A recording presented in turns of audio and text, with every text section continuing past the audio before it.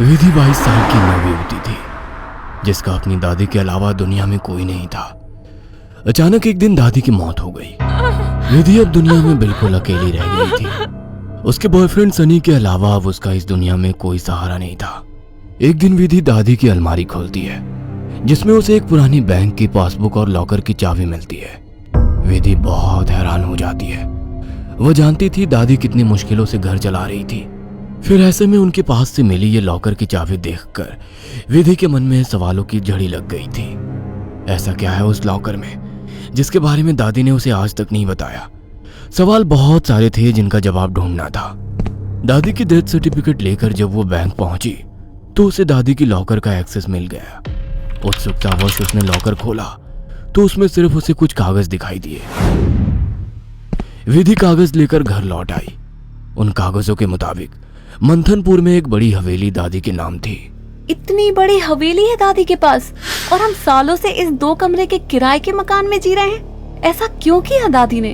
खैर जो भी बात हो, अब तो ये हवेली मेरी है। मैं कल ही मंथनपुर के लिए निकलती हूँ।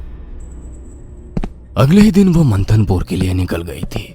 बड़ी अजीबोगरीब सी जगह थी ये। मेन रोड से हवेली की तरफ जाने वाली सड़क बिल्कुल सुनसान थी। गाड़ी तो क्या, पैदल चलता हुआ भी कोई इंसान नहीं दिख रहा था।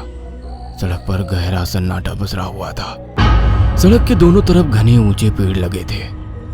इतने पेड़ पौधे होने पर भी वहां किसी भी पक्षी का कलरव नहीं था। कोई जानवर नहीं। धीरे धीरे अंधेरा हो रहा था। सड़क किनारे लगे घने पेड़ अब जंगल की तरह दिखाई पड़ रहे थे। सड़क पर फैली खामोशी अब विधि को डरा रही थी। कुछ ही देर में वो पैदल चलते हुए हवेली तक पहुंच गई थी। हवेली काफी पुरानी दिखाई पड़ रही थी। ऐसा लगता था कि सालों से वहां किसी ने पैर ही नहीं रखा। हवेली के 500 मीटर के दायरे में गिने चुने ही मकान थे और जो थे वो भी खाली पड़े हुए थे। विधि के मन में कुछ अजीब सी उथल पुथल मची हुई थी। मेन गेट खोलकर वो हवेली के अंदर पहुंच गई। अंदर का नजारा देखकर वो दंग रह गई थी। पूरी हवेली जगमगा रही थी। अंदर महंगे फर्नीचर और सजावटी सामान देखकर विधि का मुंह खुला का खुला रह गया था। अरे वाह, ये हवेली तो बहुत वेल मेंटेन्ड है। लगता है यहाँ जरूर कोई रहता है। हेलो, कोई है? कोई है यहाँ? विधि पूरी हवेली में घूमकर वहां रहने वाले व्यक्ति को ढूंढ रही थी। ढूंढते ढूंढते वो हवेली के अंदर आकर देखने लगती है। तभी एक बूढ़ी औरत ना जाने कहां से विधि के सामने आ जाती है। बूढ़ी के चेहरे पर गहरी झुर्रियां थी और कमर झुकी हुई थी। काला लबादा पहने, आधा मुंह पल्लू में छिपाए वो औरत बेहद डरावनी लग रही थी। आउच! डरा दिया आपने। क्यों आई हो यहाँ? लौट जाओ। मैं कहीं नहीं जाने वाली। ये मेरी हवेली है। बाय द वे, आप कौन? यहाँ कोई नहीं रह सकता। शैतान रहता है यहाँ। लौट जाओ। शैतान? Very funny. अच्छा, तो हवेली हड़पने के लिए ये स्टोरी बनाई है आपने? विधि कुछ कहने वाली होती है, तभी वो देखती है कि बूढ़ी औरत हवेली की ओर देखकर कुछ सकपका गई है और अपना चेहरा ढकते हुए वो अचानक ही अंधेरे में कहीं गायब हो जाती है। बड़ी अजीब औरत थी। कुछ स्ट्रेंज ही जगह है। विधि हवेली के अंदर आ जाती है और अपना फोन निकालकर सनी को कॉल लगाती है। हेलो सनी, तुम विश्वास नहीं करोगे, ये हवेली तो हमारी सोच से भी ज्यादा खूबसूरत है। तुम बस जल्दी यहाँ आ जाओ। हाँ, मैं आज रात को ही निकलता हूँ। सुबह मिलते हैं, बाय। अगले दिन सुबह सनी भी हवेली पहुंच गया था। अरे यार, कहाँ फंसा दिया विधि ने। अंदर जाने तक का रास्ता नहीं है। हर तरफ झाड़ियाँ, पेड़ पौधे। ऊपर से मुझे कहा कि मेरी सोच से भी ज्यादा खूबसूरत है हवेली माय फुट। सनी बड़बड़ाता हुआ मेन गेट से अंदर जा रहा था। बाहर का कंपाउंड क्रॉस करने के बाद अब वो दरवाजे के सामने था। उसके नॉक करने से पहले ही दरवाजा खुद ब खुद खुल गया। सनी हैरान रह गया था। अंदर पहुंचकर उसने देखा हॉल में कोई भी नहीं है। विधि को पुकारते हुए वो अंदर बेडरूम की ओर बढ़ गया। बेडरूम के अंदर का नजारा देखकर सनी ने दांतों तले उंगलियां दबा ली। विधि अंदर बेड पर बैठी हुई थी। उसके लंबे बाल खुले हुए थे और उसके चेहरे को ढके हुए थे।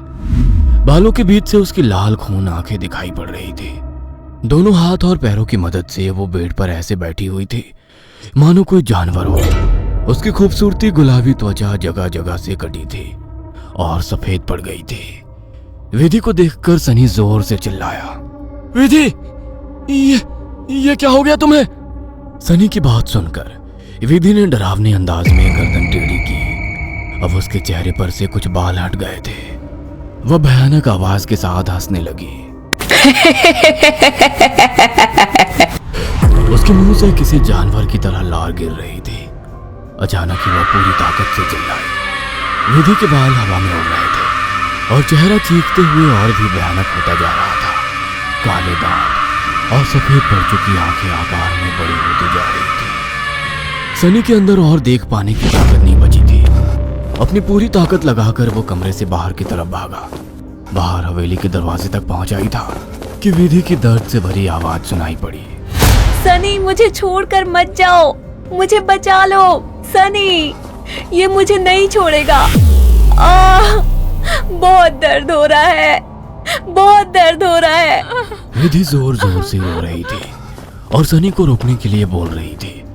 विधि की ऐसी दर्द भरी आवाज सुनकर सनी तड़प उठा और दौड़कर उसके कमरे की तरफ वापस आ गया। ये सब क्या हो गया विधि? ये सब क्या हो गया? मैं क्या करूं, बोलो। बहुत भूख लगी है, तेरा खून पीना है। इतना कहकर विधि अजीब तरीके से मुस्कुराने लगती है और अपने हाथों और पैरों की मदद से जमीन पर रेंगते हुए सनी की ओर बढ़ती है। सनी बिजली सी तेजी दिखाकर कमरे से बाहर निकल आता है और कमरे का दरवाजा बाहर से बंद कर देता है। सनी की कुछ समझ नहीं आ रहा था। वह विधि की मदद करना चाहता था। उसे ऐसी हालत में छोड़ना उसे मौत के मुंह में धकेलने जैसा था। वह बाहर जाकर मदद मांग